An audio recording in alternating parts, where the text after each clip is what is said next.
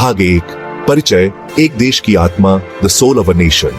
26 जनवरी 1950 को अपनाया गया भारत का संविधान उपनिवेशवाद से उभरते हुए देश के लिए एक नए युग की शुरुआत थी। यह सावधानी पूर्वक तैयार किया गया दस्तावेज दुनिया भर में सबसे लंबा लिखित संविधान, लाखों भारतीयों की आशाओं, सपनों और संघर्षों को दर्शाता है।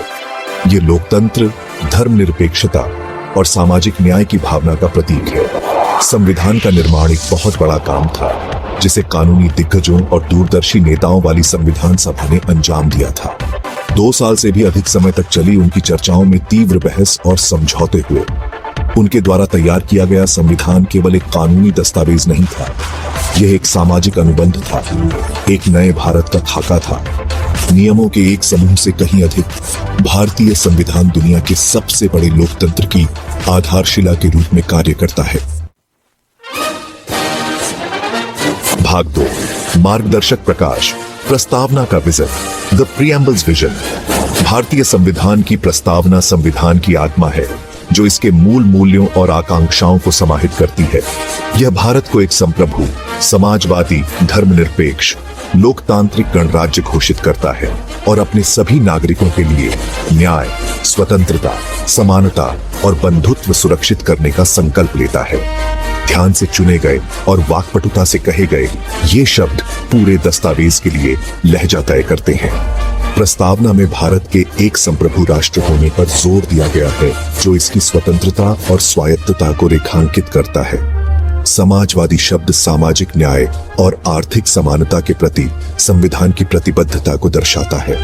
धर्मनिरपेक्ष को शामिल करना धार्मिक स्वतंत्रता और सहिष्णुता के प्रति भारत की प्रतिबद्धता को उजागर करता है।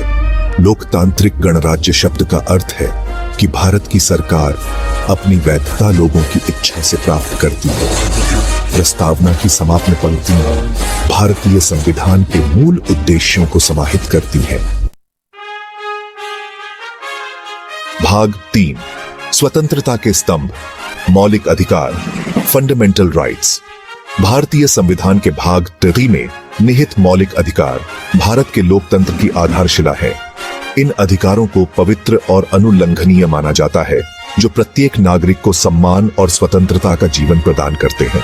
संविधान 6 मौलिक अधिकारों की गारंटी देता है: समानता का अधिकार, स्वतंत्रता का अधिकार, शोषण के विरुद्ध अधिकार, धर्म की स्वतंत्रता का अधिकार, सांस्कृतिक और शैक्षिक अधिकार और संवैधानिक उपचारों का अधिकार।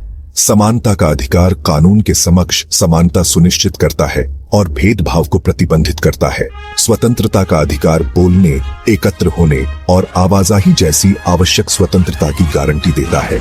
शोषण के विरुद्ध अधिकार जबरन मजदूरी, बाल श्रम और मानव तस्करी को प्रतिबंधित करता है। धर्म की स्वतंत्रता का अधिकार अंतःकरण की स्वतंत्रता और किसी भी धर्म को मानने, उसका पालन करने और उसका प्रचार करने के अधिकार की गारंटी देता है। सांस्कृतिक और शैक्षिक अधिकार अल्पसंख्यक समुदायों के हितों की रक्षा करते हैं।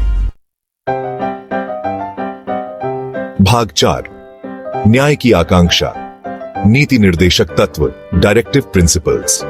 भारतीय संविधान के भाग IV में निहित राज्य की नीति के निदेशक सिद्धांत एक न्यायपूर्ण और न्यायसंगत समाज के लिए राष्ट्र के सामूहिक विवेक और आकांक्षाओं का प्रतिनिधित्व करते हैं। ये सिद्धांत, जबकि अदालतों द्वारा लागू करने योग्य नहीं है, नीतियों और कानूनों को बनाने में राज्य के लिए दिशा निर्देशों के रूप में कार्य करते हैं। वे सामाजिक न्याय, आर्थिक कल्याण और सुशासन के आदर्शों को दर्शाते हैं। नीति निर्देशक तत्व शिक्षा, स्वास्थ्य और जीवन स्तर को बढ़ावा देने, पर्यावरण और राष्ट्रीय विरासत का संरक्षण सहित कई मुद्दों को कवर करते हैं। वे सरकार को लोगों के प्रति उसकी जिम्मेदारियों की निरंतर याद दिलाते हैं। भाग 5 राज्यों का एक संघ, भारत की संघीय संरचना, इंडियाज फेडरल स्ट्रक्चर। भारतीय संविधान शासन की एक संघीय प्रणाली स्थापित करता है, जिसमें केंद्र सरकार और राज्यों के बीच सत्ता विभाजित होती है।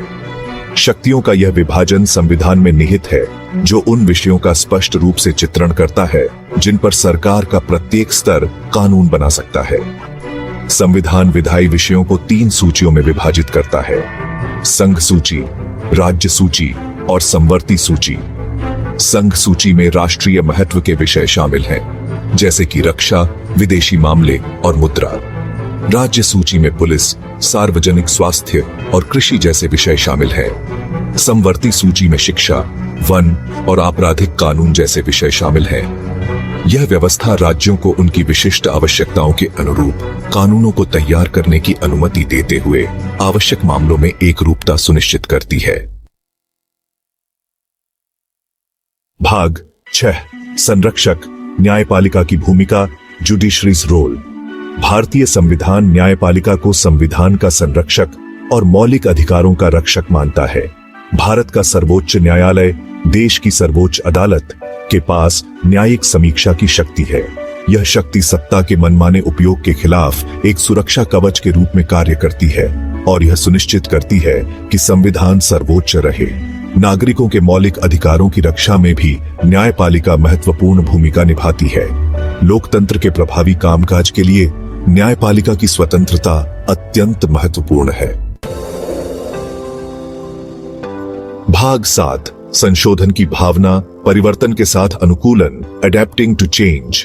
भारतीय संविधान स्थायी मूल्यों को मूर्त रूप देते हुए एक स्थिर दस्तावेज नहीं है। यह बदलती सामाजिक आवश्यकताओं और आकांक्षाओं के अनुकूल होने की आवश्यकता को पहचानता है। संविधान का अनुच्छेद 368 संशोधन की प्रक्रिया निर्धारित करता है। संशोधन संसद के किसी भी सदन में शुरू किए जा सकते हैं और पारित होने के लिए विशेष बहुमत की आवश्यकता होती है। कुछ संशोधनों के लिए कम से कम आधे राज्यों के विधानमंडलों द्वारा अनुसमर्थन की भी आवश्यकता होती है। इन वर्षों में संविधान में 100 से अधिक संशोधन हुए हैं, जो इसकी गतिशील प्रकृति को दर्शाते हैं। संशोधन प्रक्रिया ने संविधान को बदलते समय के साथ ढालने की अनुमति दी है। भाग 8 संविधान और आम आदमी, the constitution and the common man. भारतीय संविधान एक जीवंत वास्तविकता है जो प्रत्येक भारतीय नागरिक के जीवन को छूती है। शिक्षा के अधिकार से लेकर जीवन और व्यक्तिगत स्वतंत्रता के अधिकार तक इसके प्रावधानों का लोगों के दैनिक जीवन पर गहरा प्रभाव पड़ता है।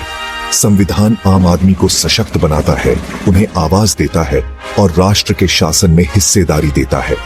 संविधान सभी नागरिकों को उनकी जाति, पंथ, धर्म या लिंग के बावजूद मौलिक अधिकारों की गारंटी देता है। ये अधिकार व्यक्तियों को सशक्त बनाते हैं, उनका शोषण से बचाव करते हैं और उनकी गरिमा सुनिश्चित करते हैं। समानता का अधिकार सुनिश्चित करता है कि कानून के समक्ष सभी के साथ समान व्यवहार किया जाए। संवैधानिक उपचार का अधिकार नागरिकों को उनके मौलिक अधिकारों के उल्लंघन होने पर अदालतों का दरवाजा खटखटाने की अनुमति देता है। भाग 9 लोकतंत्र की विरासत, प्रभाव और महत्व, इम्पैक्ट एंड सिग्निफिकेंस। एक राष्ट्र के रूप में भारत की यात्रा पर भारतीय संविधान का गहरा प्रभाव पड़ा है। इसने भारत के लोकतंत्र की आधारशिला के रूप में कार्य किया है, शासन के लिए एक स्थिर और स्थायी ढांचा प्रदान किया है। मौलिक अधिकारों, कानून के शासन और शक्तियों के पृथक्करण पर संविधान के जोर ने लोकतांत्रिक मूल्यों के अनुकूल वातावरण तैयार किया है। दुनिया के सबसे बड़े लोकतंत्र के रूप में भारत की सफलता उसके संविधान की स्थायी विरासत का प्रमाण है। राष्ट्रीय एकता और अखंडता को बढ़ावा देने में संविधान ने महत्वपूर्ण भूमिका निभाई है। धर्मनिरपेक्षता पर संविधान के जोर ने विविध धार्मिक मान्यताओं वाले देश में सांप्रदायिक सद्भाव बनाए रखने में मदद की है। सामाजिक परिवर्तन और प्रगति को बढ़ावा देने में भी संविधान सहायक रहा है। भाग 10 निष्कर्ष, संविधान की स्थायी प्रासंगिकता, the enduring relevance of the constitution. 7 दशक से भी पहले अपनाया गया भारतीय संविधान आज भी उतना ही प्रासंगिक है जितना अपनी स्थापना के समय था। न्याय, स्वतंत्रता, समानता और बंधुत्व के इसके स्थायी सिद्धांत एक राष्ट्र के रूप में भारत के मार्ग का मार्गदर्शन करते रहते हैं। संविधान की अनुकूलन क्षमता, बदलते समय के साथ विकसित होने की क्षमता, अपने मूल मूल्यों को संरक्षित करते हुए इसके निर्माताओं की दूरदर्शिता का प्रमाण है। संविधान ने आंतरिक संघर्षों से लेकर बाहरी खतरों तक कई तूफानों का सामना किया है और हर बार मजबूत होकर उभरा है। इसका लचीलापन उस अटूट विश्वास का प्रतिबिंब है जो भारतीय लोगों ने इसमें रखा है। संविधान केवल एक कानूनी दस्तावेज नहीं है, यह भारत की आकांक्षाओं, उसकी आशाओं और उसके सपनों का जीवंत अवतार है। जैसे जैसे भारत 21वीं सदी में आगे बढ़ रहा है, संविधान उसके मार्गदर्शक प्रकाश के रूप में काम करता रहेगा।